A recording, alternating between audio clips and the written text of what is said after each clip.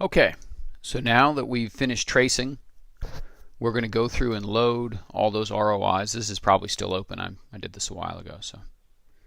So what I've done is I found the right data set. I've opened it up. I've switched to the coronal view, which reslices it. And now I'm going to load the ROIs for this data set.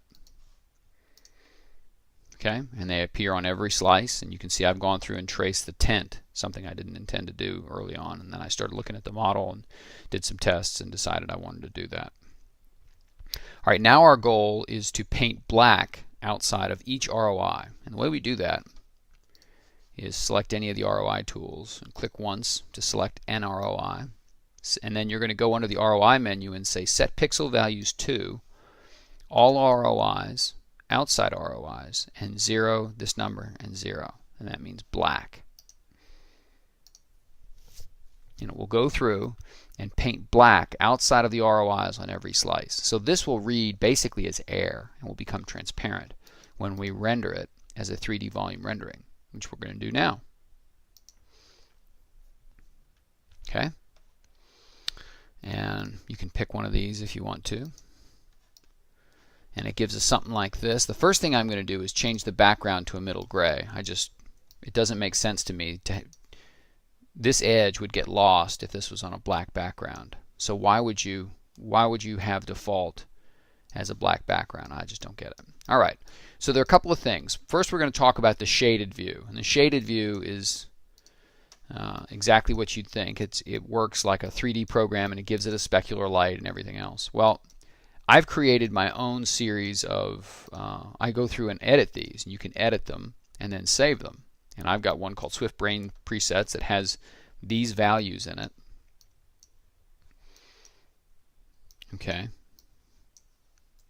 And you can see we've got a lot of really nice detail in here. We went through and cut out the fog so we can see between the hemispheres a little bit, and we can see deep into the Sylvian fissure.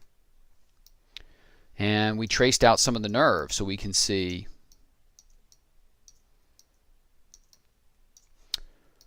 we can see 7 and 8 right here and here. We can see 5.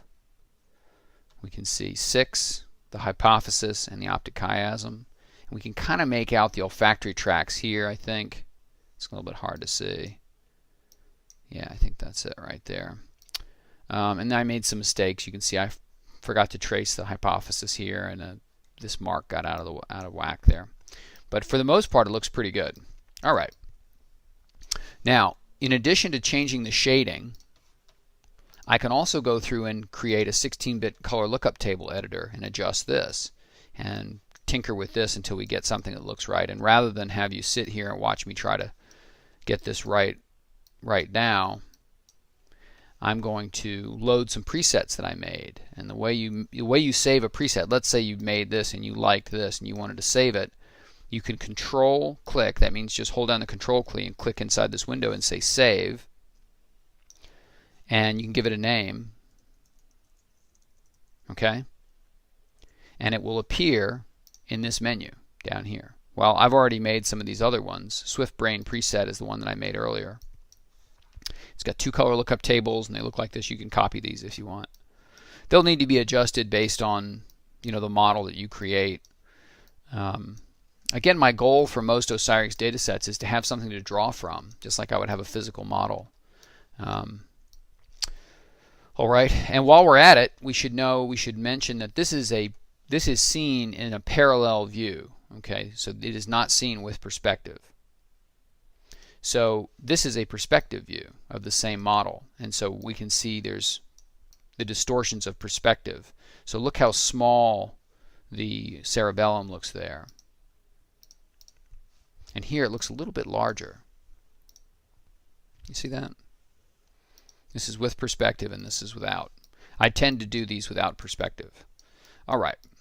Especially if I'm measuring something. You can only really measure things or make accurate.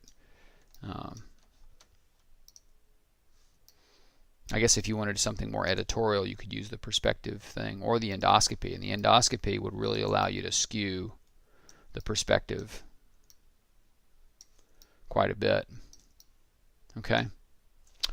But we're going to do parallel. All right. So I've shown you how to make and save your own presets and under the 16-bit color lookup table editor, and that's what all of these are. Now what I want to do is show you an unshaded version of the same thing. And I've got, let's see here, so I've changed, let's see here. So I've got a preset made for an unshaded brain as well. And this doesn't look like much, but what it does is if you use the crop tool or the scissor tool, you get some really nice level of detail within the brain. Okay, and I can show you a good example of how I would use this, and that is I would make this larger. Look at it from the top, and I'm going to use the scissor tool. I'm going to save this state, and so let's say we wanted a section of the brain through something like this. Hit delete, and that will delete that. Switch back to the rotate tool. Right, and so now we can figure out exactly how much of the third ventricle we would see, how much of the lateral ventricle we would see. The septum pellucidum, either I didn't cut it right or it doesn't show up. It's very thin. So things like this, Osirix is just so very useful for making these. It's a very real-world problem. You might need to do that at some point. So, and then we could load the previous set there in the scissor tool, and we're all set. So I'm going to do another one. Let's do one through here.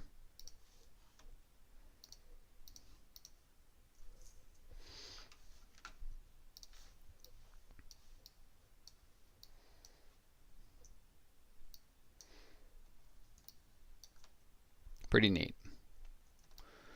All right, and you can always take this to best, and it will clean it up just a little bit. Again, you could make a QTVR of this, and it would render out an entire movie. All right, so this is a QTVR of a brain model I made, and so I can turn this to any view and draw from it.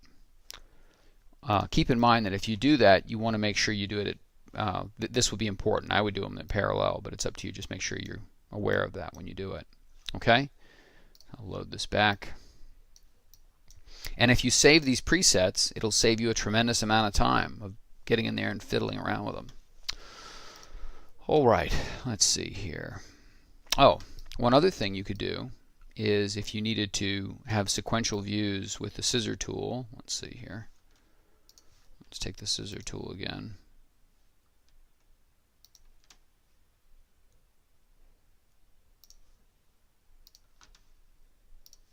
Let's say we had something like this.